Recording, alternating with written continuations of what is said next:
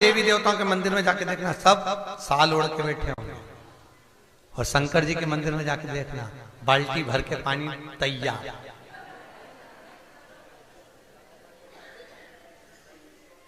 मैं बाल्टी धरी है, लोटा धरा है।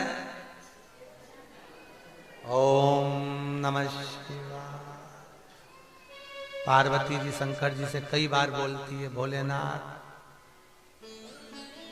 शंकर भगवान बोले मैं क्या करूं? तो तुम मना क्यों नहीं करते? राम जी के मंदिर में तो कोई पानी नहीं चढ़ा, हनुमान जी के मंदिर में, किसी देवी देवता के मंदिर में कोई पानी चढ़ाता है क्या? तुम्हारे मंदिर में जो आए लोटा उंडेल के चले जाए। शंकर भगवान बोले मैं अपने भक्तों को कुछ नहीं कह सकता। पार्वती जी बोली तुम्हारे चक्कर में हमारी आफत पड़ी, तुमको चढ़ा के जा, साथ में हम पे भी उंडेल जाए, हम क्या करें? शंकर भगवान बोले एक काम करो, मैं यहां बैठा हूं, तुम थोड़ी ऊंची बैठ जाओ, थोड़े ऊपर। पार्वती जी बोली शंकर भगवान से तो दुनिया के लोग क्या कहेंगे कि बताओ पति नीचे बैठा पत्नी ऊपर। शंकर भगवान बोले लोग यही समझेंगे कि शंकर जैसा दुनिया में कोई पति नहीं हो सकता, जो भले बेचारा नीचे बैठे पर पत्नी को ऊंचा बिठाए। इसीलिए दुनिया की माताएं जब भी व्रत करती है, कुंवारी कन्या जब भी पूजन करती है, उससे पूछो तो एक ही बात कहती है, शंकर जैसा पति चाहिए। कोई नहीं के राम जैसा, क्योंकि वो सत्ता छोड़ के वनवास चलेगा। कोई नहीं के कृष्ण जैसा, क्योंकि 16,108 को लिया। जो बोले एक ही बात कैसा चाहिए? अरे बोले तुम के शंकर जैसा। क्यों? कुछ नहीं बोले, अपनी मस्ती में। और धर्म पत्नी को भी रखे तो हमेशा से ऊंचा, जो आए वो इन पे उंडेल जाए, पर वो जगदम्बा वहीं बैठी हाथ जोड़ के। पार्वती जी बोले इनके चक्कर में कब तक कपड़ा बदलूंगा? जो आए ना पानी उंडेल जाए तो हम तो एक साइड अच्छे। मैं बैठा किसी भी शंकर जी के मंदिर में जाके देखना, शंकर जी आराम से अलमस्ती में बैठे, पार्वती जी साइड में हाथ जोड़ के। यही है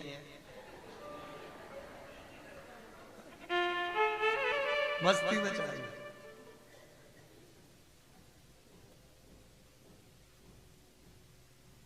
भोलेनाथ शिव कहते हैं कि कैलाश पर भले मत आओ, पर मन को कैलाश, मन पवित्र। गंगा कह रही है मेरे जल में जब तक अस्थियां पड़ी रहे तब तक जीव बैकुंठ का निवास करे। और दूसरा वर माता गंगा ने शंकर जी से मांगा, भोलेनाथ मैं दुनिया के लोगों के पाप धो दूंगी, चिंता नहीं है, पर भोलेनाथ दुनिया के पाप को अपने जल में ढोना मतलब बैठाना, भजन। पाप को मैं किसके बल पर ढोंगी? इस पाप को मैं कैसे उठाऊंगी? शंकर भगवान बोले गंगा,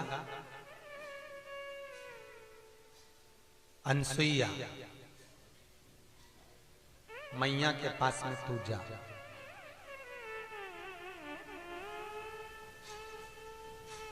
और अनसुईया जी से विनती कर। इसलिए यहां पर गुप्त गोदावरी गंगा है। कौन सी है? गुप्त गोदावरी गंगा।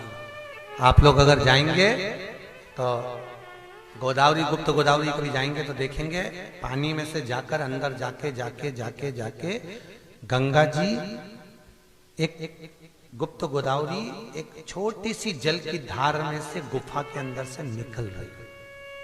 यहां के बाद फिर वो गुप्त हो जाता है, फिर सीधे राम के चरणारविंद को छूने के लिए नासिक में मिलेगी। यहां के बाद सीधे राम के चरण छूने के लिए वहां मिलेगी। गंगा कह रही है, विनती कर रही है, शंकर भगवान बोले तू जा और अनसुईया जी से विनती कर। अनसुईया जी का आश्रम ही है और आंत्री अनसुईया जी के आश्रम में पहुंची है गंगा। गंगा ने जाकर विनती करी, मां अनसुईया जी पति चरणों की सेवा में लीन थी। पति के चरणारविंद का अनुमोदन करती थी। कभी अनसुईया जी ने दिखावा नहीं करा। आजकल की कुछ लोग ऐसे होते हैं जो पतिव्रता धर्म का भी दिखावा करते हैं। वो दिखावा नहीं करते, उसका मन पवित्र है। होता है एक दो बहनें पास पास में बैठी थी, एक बहन वो मूसल से धान कूट रही थी। इतने में उसके पति ने आवाज लगा दी, अरे सुनती है, प्यास लगी है। उसका मूसल ऊपर के ऊपर छोड़ के वो पानी देने चली गई। हवा में मूसल टंगा।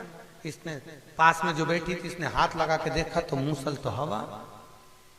अब वो आई वापिस, उसने मूसल पकड़ा, फिर कूटना चालू कर दिया।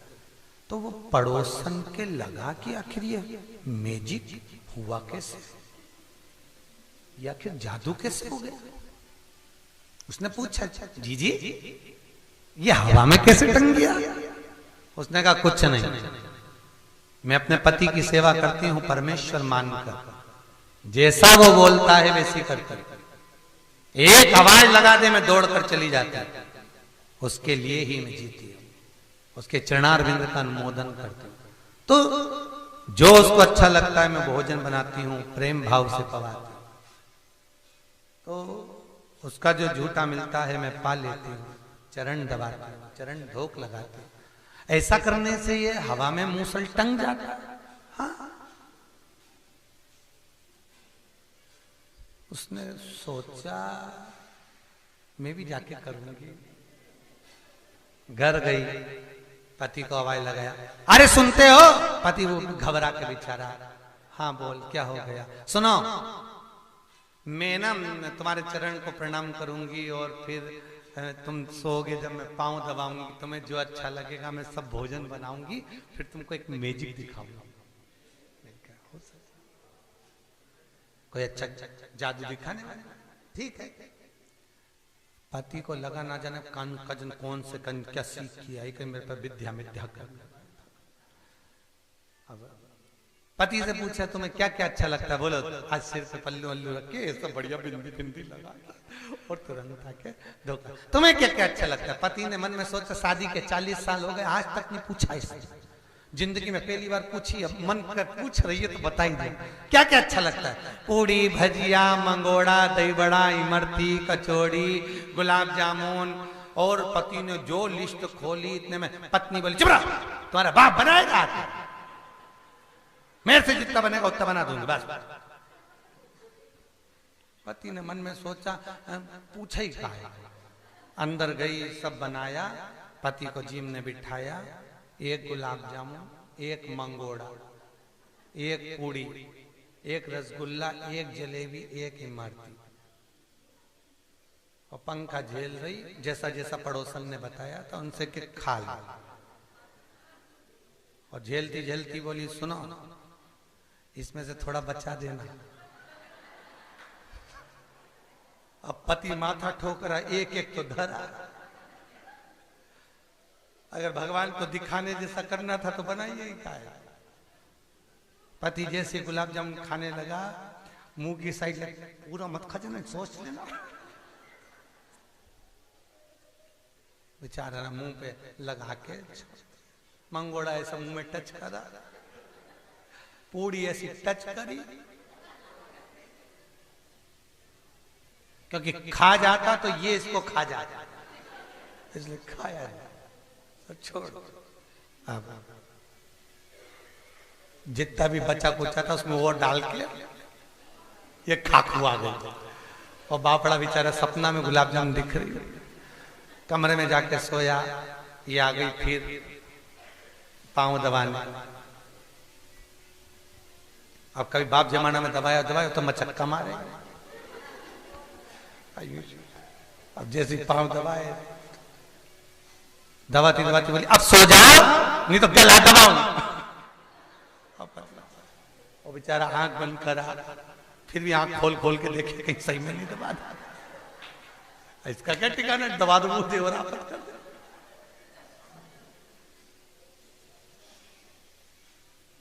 फिर दबा दो दे, फिर क्या मतलब का महाराज। अब जैसी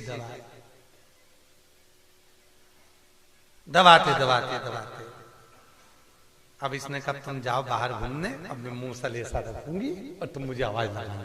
अब इसने जैसे मूसल पकड़ के दो चराई, 4-6 बार देख लिया, आया तो है ही नहीं आवाज। उसने बोला था खिड़की में से देख लेना, जब हाथ ऊंचा हो तभी बोलना। अब जैसे इसका हाथ ऊपर गया, इसने आवाज लगे, अरे सुनती है। अब जैसी आवाज लगे, इसने जो मूसल को छोड़ा ने करम पे पड़े।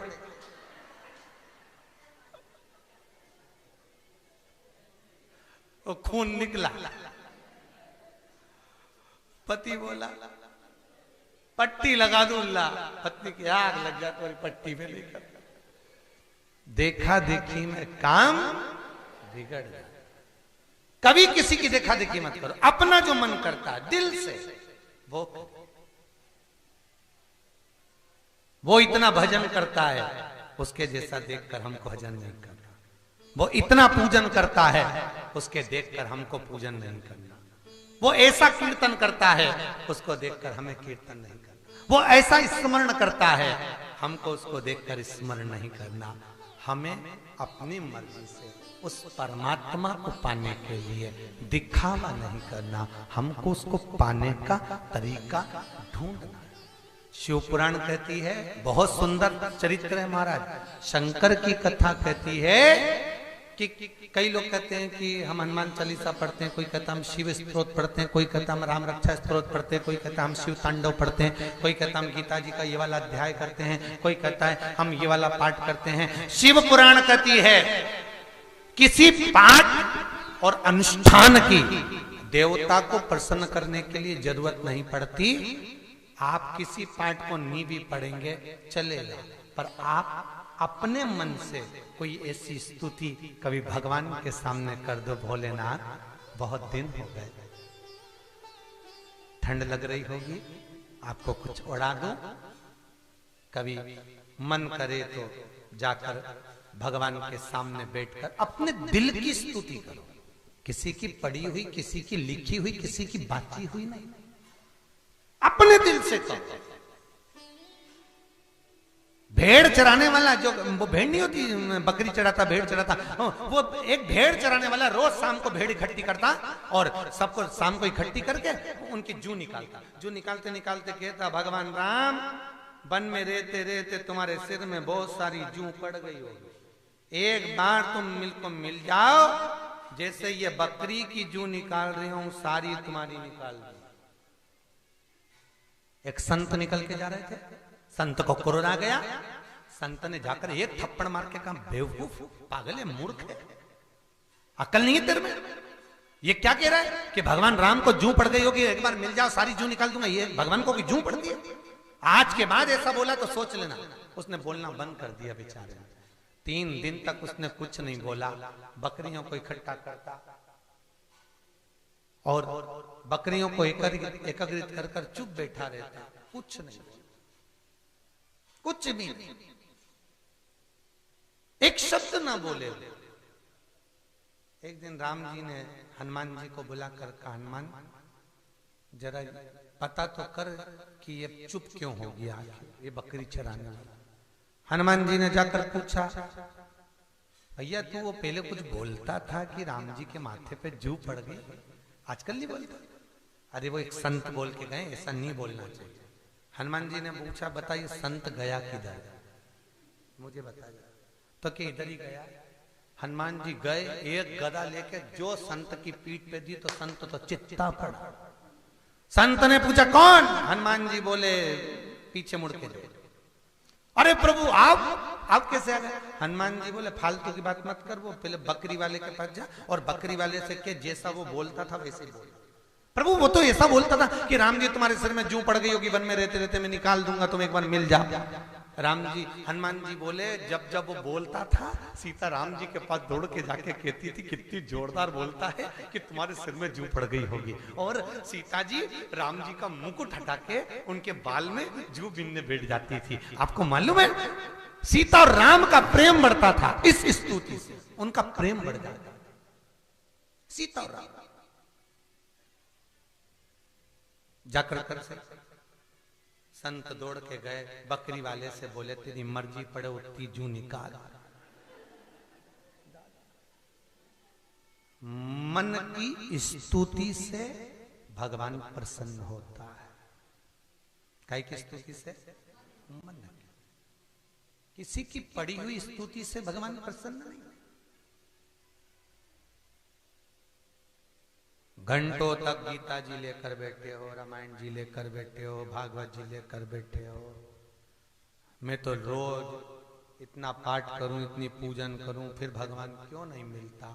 भगवान कहते हैं मेरे मिलने का केवल एक तरीका है, तू एक बार मुझे दिल से पुकार। कर्मा, नामदेव, ध्रुव, प्रहलाद ने पुकारा था, मैं तुझे मिल जाऊंगा, कहीं नहीं जाऊंगा, दिल से पुकार।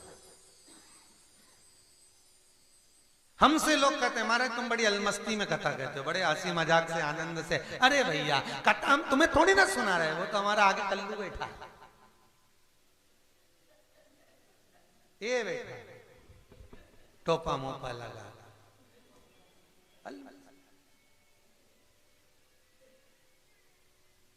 वो करा रहा है, सुन रहा है अपनी मस्ती में। बहुत वो अभी वो दिल्ली में एक कांड हुआ था, आपको मालूम है? वो अखबार में आया था, एक ही परिवार के 8-10 लोग एक साथ, देखिए ना जाने वो कौन से गुरु के चक्कर में पड़े, आंख बंद कर लो, देखो ऊपर उठे उठे, गले में रस्सी बांध लो, उठे लटक जाओ, पूरे ही उड़ गए। सही है कि गलत है? ईमानदारी से बोलो। शिव महापुराण की कथा कहती है मंदिर में जाकर, किसी चौखट पर जाकर, किसी भगवान के दरवाजे पर जाकर हाथ जोड़कर कभी आंख बंद करने की जरूरत नहीं है।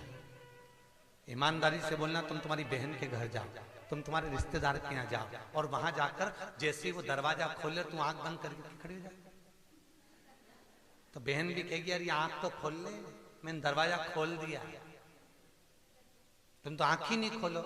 बहन को बुरा लगेगा कि नहीं लगेगा कि मैंने आंख काहे के लिए दी है? बोलो जरा, देखने के लिए। अब तुम मंदिर में जाकर भगवान का दर्शन करने आए, हजारों रुपए का टिकट करवाया, रिजर्वेशन, इतनी दूर से आए और उसके बाद भी जैसे तिरुपति बालाजी के मंदिर में तुम देखना ढेर भीड़, तिरुपति में, नाथद्वारा में, सांवरिया सेठ में, बद्रीनाथ में, केदारनाथ में लाखों की जनता, और जैसे मंदिर में पहुंचे भगवान के सामने, भगवान भी कह रहा हो आंखों के अंधों, मेरे सामने तक खर्चा कर कर आए हो, एक मिनट मुझसे नींद तो मिला लो, और मेरे सामने आके भी आंख बंद कर ली। तिरुपति में एक बार कथा हुई, तिरुमाला में, वल्लभ मठ में, एक हाथीराम मठ में हुई थी, वल्लभ मठ में कथा थी। हम दर्शन करके बाहर खड़े थे तिरुपति के, और इतने में एक व्यक्ति कोई नया नवेला दर्शन करने आया, वो बाहर आके पूछ रहा क्यों भगवान कहाँ है? हमने कहा तू कहां से आया? तो क्या अभी अंदर से तो आया? तो अंदर भगवान नहीं मिला कि वहां तो सोना ही सोना, पूरी अलमारी सोने की जड़ी जड़ी, सब दूर सोना, और एक सामने कुछ हीरा पन्ना चमक रहा था, बस वो हीरा पन्ना जो चमक रहा था वहीं पे जो काला काला सा मुख दिख रहा था कि हाँ एक कुछ दिखा था, सफेद सफेद दिखा था, बस वही भगवान। अरे भगवान, जैसे ही लोग बाग हाथ जोड़े ऐसा ऐसा करें, मैंने भी कर लिया, और जैसे हाथ जोड़े आंख बंद करी और इतने में धक्का मार के भगवान तो मिला ही नहीं। भगवान भी कहे इतनी दूर से आया है और नेत्र बंद कर कर बैठ गया। भगवान भी कहे फिर आया काहे को?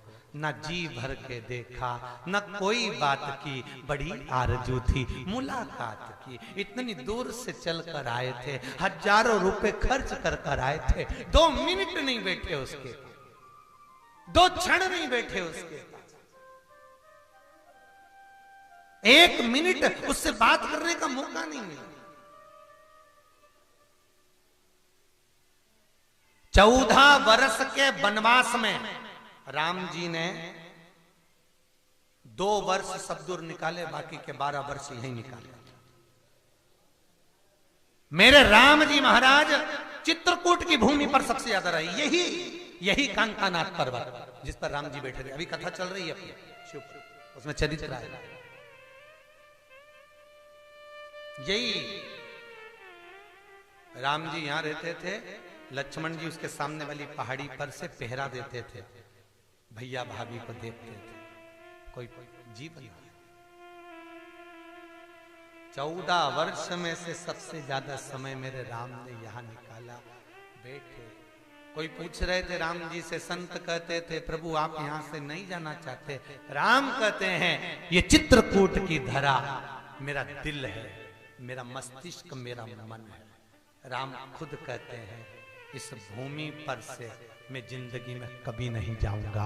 अयोध्या का राजा भी बन गया तो चित्रकूट ही मेरा निवास होगा। अयोध्या में राम राज्य भले स्थापित हो जाए, राम राजा भी बन जाए, तो भी राम कहते हैं कि मेरा दिल, मेरा मन और मेरा चित्त इस चित्रकूट में जीवन पर्यंत रहेगा। अब विचार करो, शरीर से राम भले, जैसे नाथद्वारा में भगवान भले मूर्ति के रूप में विराज रहे, पर सोने तो आज भी गोवर्धन जाते हैं।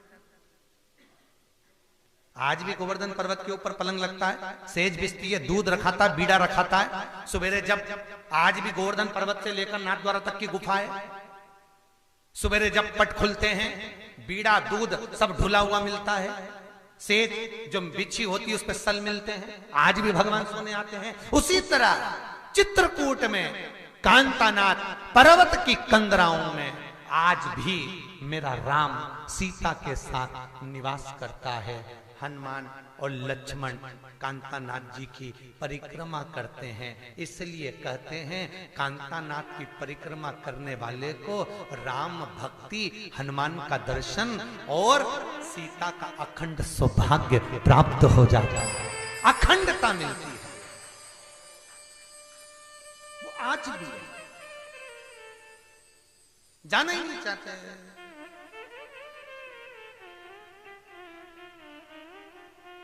सारे तीर्थों का जल लाए थे राम को राजा बनाने के लिए, यही चित्रकूट में। कौन लाए थे? भरत जी। मना कर दिया, मैं नहीं। तो रामचरितमानस में लिखा है हजारों नदियां, हजारों तालाब, हजारों कुंड, हजारों तीर्थ इस पूरे भारत की भूमि पर है। भरत जी ने कहा था मेरा भाई राम अयोध्या का राजा बनेगा, इसलिए जहां तहां सारे नलकूप भवन सब दूर से जल लेकर सारे तीर्थों का जल मंगवाया गया। राम जी ने मना कर दिया, मैं राज्य नहीं पाना चाहता, इस जल का क्या करेंगे? तो कहा भरत इसको एक कुएं में डाल दो। आज भी वो भरत कूप जिस कुएं में जल डाला गया है यही चित्रकूट से कुछ दूरी पर है। आज भी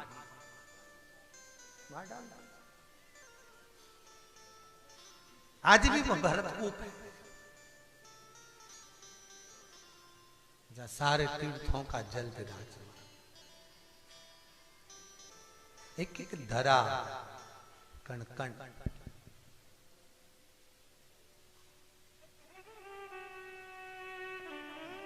देखा देखी ना हो चित्त वृत्ति में, अपनी मर्जी से भगवान को कुछ कहो,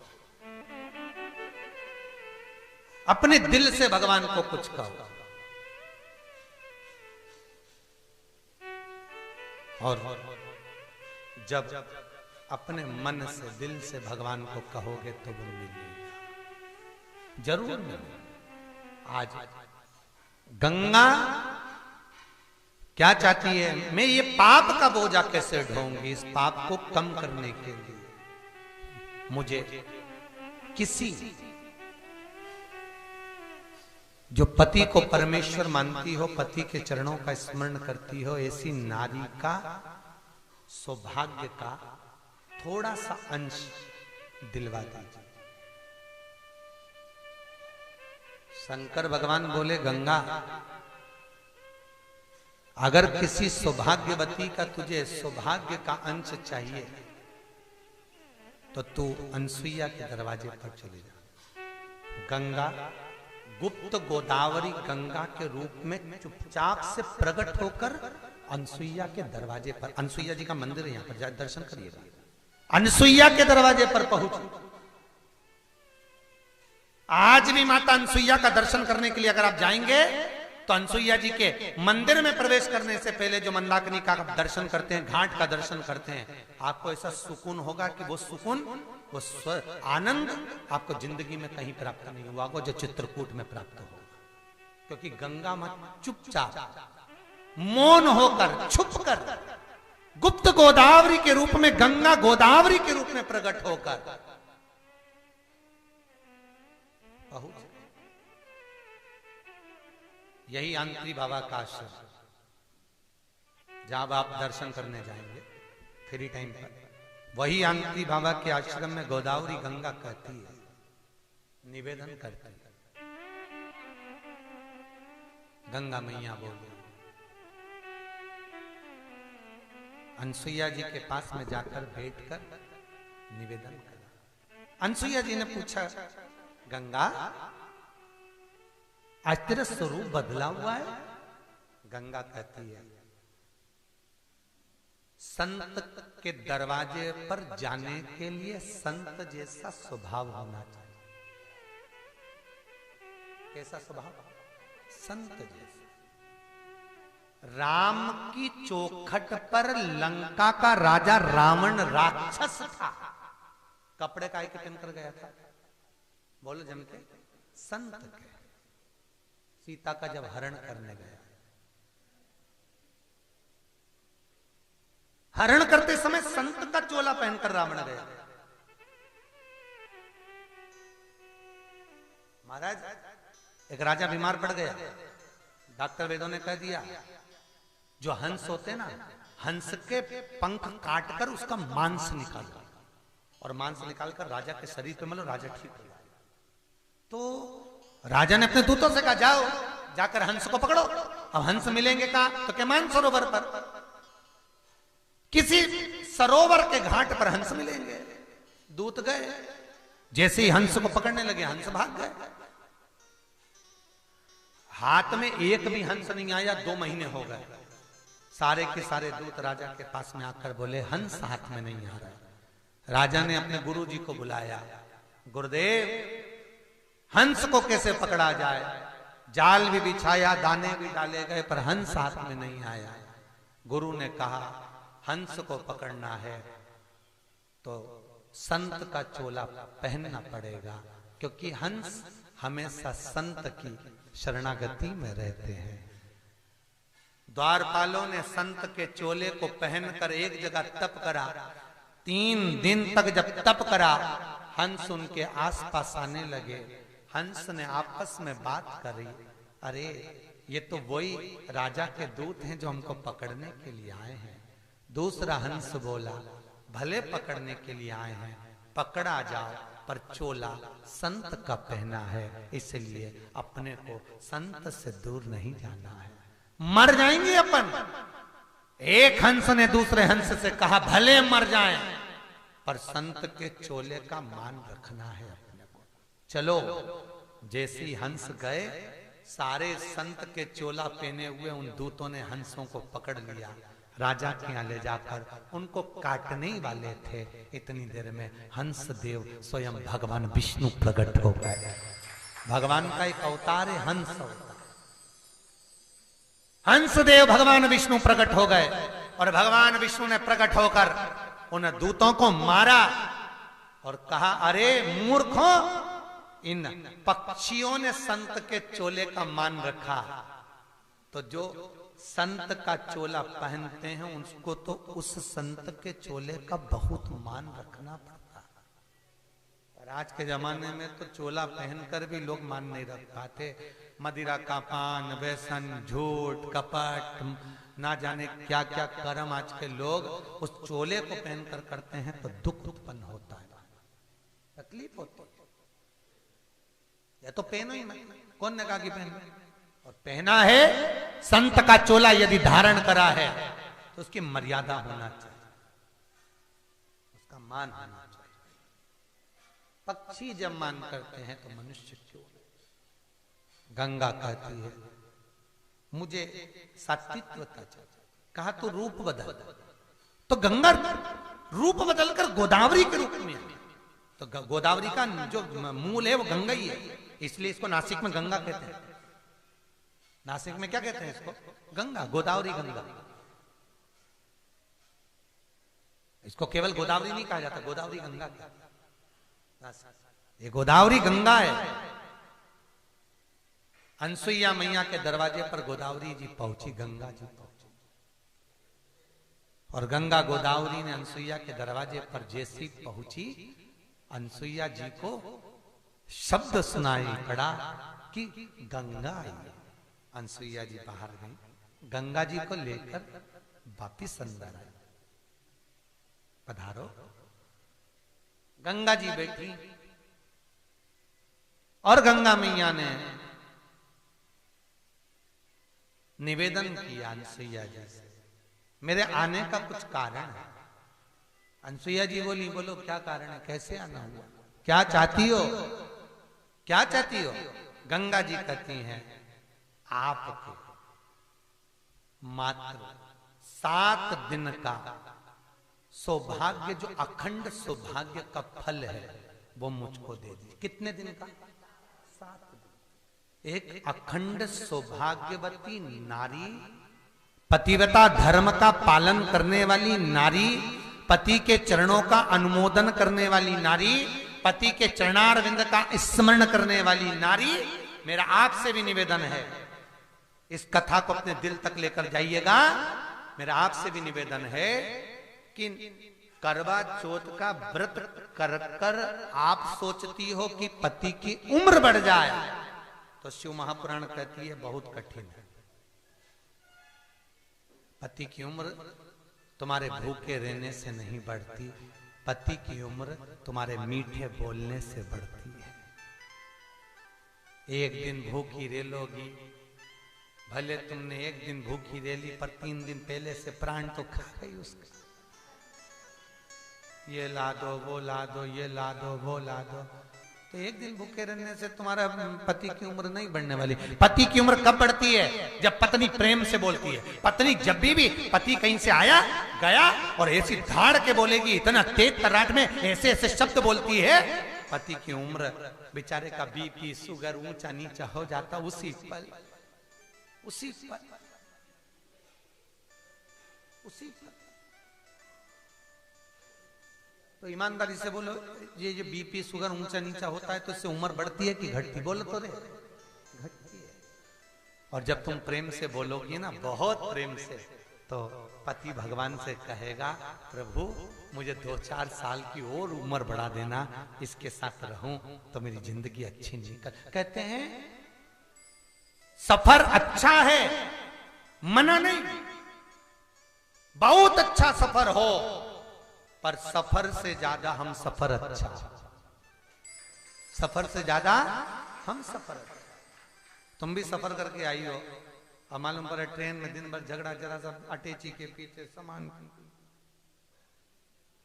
तुम्हारे साथ में भी सफर में ऐसा।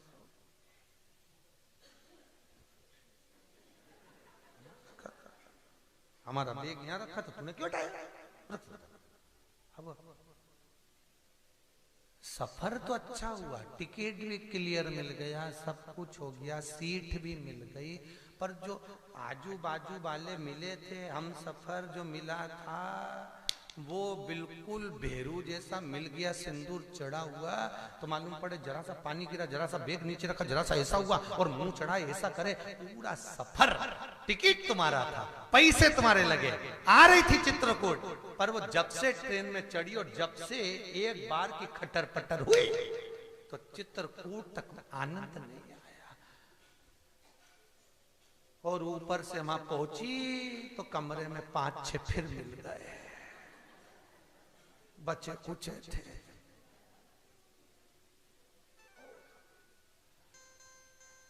अब चिंता लगी, पलंग दो जनी का है 5, तेरा क्या होगा रे कालिया। अब देख, अब चित्तवृत्ति सफर अच्छा हो, मना नहीं है, पर हम सफर और अच्छा होना चाहिए। जिसके साथ तुम सफर करने जा रहे हो, जिसके साथ आप तीर्थ करने जा रहे हो, जिसके साथ आप भगवत भजन करने जा रहे हो, जिसके साथ आप आपकी जिंदगी निकालने जा रहे हो, वो आपके अनुकूल होना चाहिए। आपके मैंने हरडिया जी से बोला, हरडिया जी तुम्हारे ग्रुप में 65 लोग आए हुए हैं, 61 62 65 ऐसे कुछ है उनका, तो 65 लोग आए हुए हैं, पर सभी के चेहरे पर स्माइल है, सबका। इतनी दूर गायत्री शक्तिपीठ इनको मिला है, यहाँ से सबसे दूर वाला भवन इन्हीं को प्राप्त हुआ, उसके बाद भी किसी के चेहरे पर शिकन नहीं है। तो हरडिया जी बोलते हैं, महाराज ये सब जितने भी है ना, पूरा एक परिवार जैसे चलते हैं, और परिवार में कई तरह के लोग होते हैं, कोई तेज भी हो, कोई नरम भी हो, पर संगत का जब असर होता है, सब ऐसे सत्संग करते हैं, ऐसा आनंद लेते हैं कि अपना परिवार घर सब भूल कर एक मस्ती में डूब गए, एक मस्ती।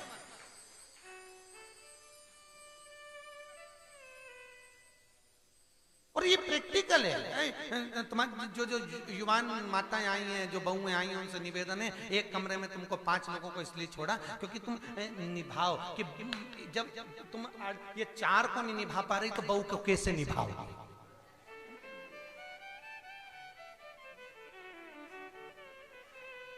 ये तुम्हारा प्रैक्टिकल एग्जाम में पास होना था।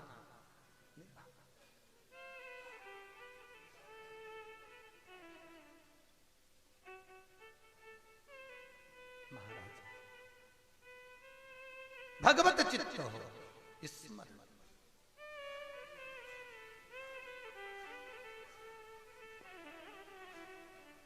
मुझे आज उज्जैन की एक कथा याद आ गई, 84 महादेव की।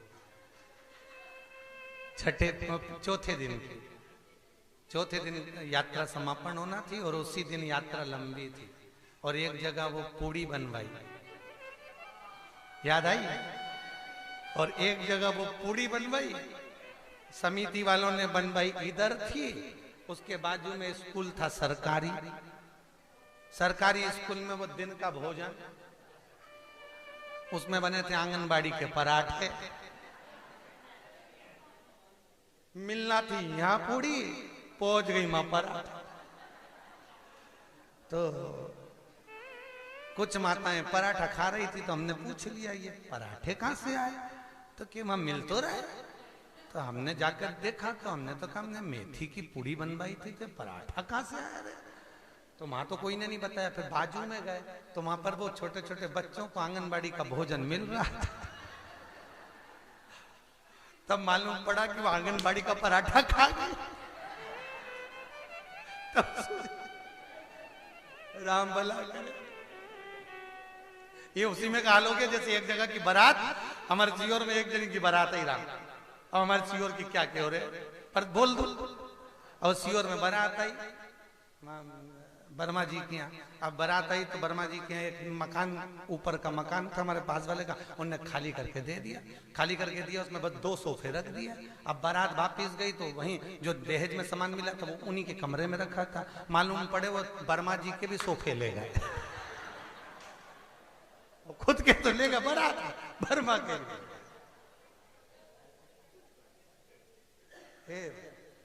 वर्मा जी ने कसम खाली किया कभी नहीं। बोलो हर हर महादेव। भगवान शिव की कृपा, गंगा गुप्त गोदावरी के रूप में यहाँ प्रकट, और गोदावरी के रूप में प्रकट होकर गंगा अनसुईया जी के द्वार पर पहुंची। मां अनसुईया से कहती है मुझे 7 दिन का सात्वित्व चाहिए। कितने दिन का? एक अखंडता का व्रत धारण करने वाली, पति को परमेश्वर मानने वाली, पति के चरणों का अनुमोदन करने वाली, चरणारविंद का रसतत्व ग्रहण करने वाली, मुझे केवल 7 दिन का सातित्व दे। पूछा अनसुईया जी ने, तुम इस सातित्व का करोगी क्या? गंगा जी कहती हैं, अगर मुझे ये 7 दिन का सातित्व मिल गया तो ये पक्का है, मेरे जल में जितने भी पापी स्नान कर कर जाएंगे उसके पाप से मैं 7 दिन के सातित्व के फल से मुक्त होती चली जाऊंगी। गंगा का जल 2 चीजें देता तो बहुत सी है चीजें, पर गंगा का जल 2 चीजें देता है। क्या क्या? एक सौभाग्यवती नारी का अखंड सौभाग्य, इसलिए सुहागन नारी का सुहाग प्रखर हो, अखंड हो, इसलिए गंगा का जल कभी सड़ता नहीं, उसमें कीड़े नहीं पड़ते, भले कितने दिन भी भर के रखे हो, क्योंकि नारी का सौभाग्य अमर रहे, वो कभी सड़े नहीं, बेकार ना हो, खंडित ना हो, इसलिए गंगा का जल अखंड है। नारी का सौभाग्य प्रखर करता है गंगा का जल, गंगा का स्नान, गंगा का दर्शन, गंगा का पान। और दूसरा, गंगा का जल भक्ति प्रदान करता है। क्या देता है? भक्ति। गंगा के घाट पर आप कभी भी पहुंचोगे तो आपको ऐसा लगेगा, आप गुप्त गोदावरी जाओ ना, अगर गए होगे तो हो आए होगे, नहीं होके आए होगे तो जब जाओ गुप्त गोदावरी का दर्शन करने के लिए, तो गोदावरी का जब दर्शन करने के लिए आप गुफा में प्रवेश करेंगे, जल आपके शरीर पर जब लगेगा, आप अंदर जाते जाएंगे, मन का आनंद प्रफुल्लित होता चले जाएगा। क्यों? क्योंकि गंगा का जल हमारे शरीर पर जब लगता है तो भक्ति का प्रतिबिंब प्रखर करता चले जाएगा, भक्ति की प्रखर का प्रधान। इसलिए लोग भाव में कहते हैं, गंगा मैया में जब तक पानी।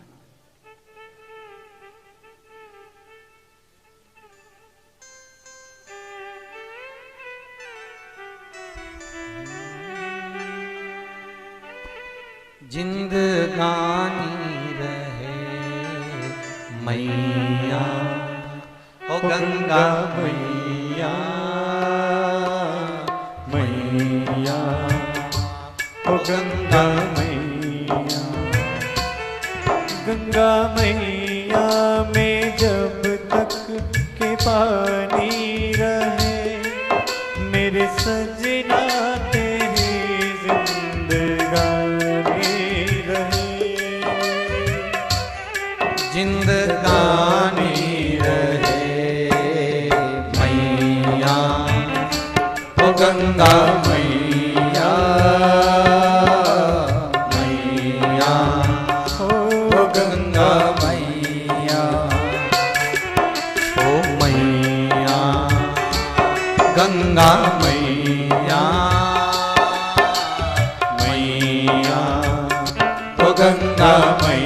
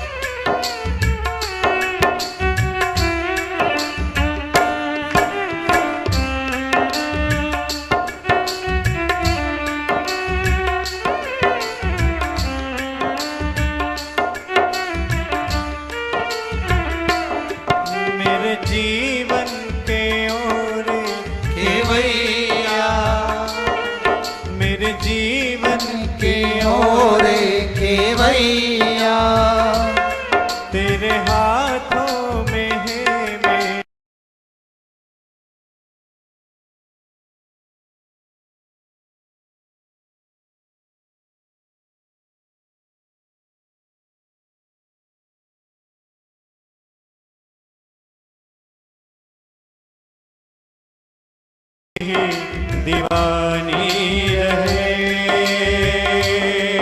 ओ जिंदगानी रहे मैया, ओ गंगा मैया, मैया, ओ गंगा मैया, ओ मैया, ओ गंगा मैया, मैया, ओ गंगा मैया। गंगा मैया में जब तक के पानी रहे, मेरे सजना तेरी जिंदगानी रहे, हो जिंदगानी रहे मैया, ओ गंगा मैया।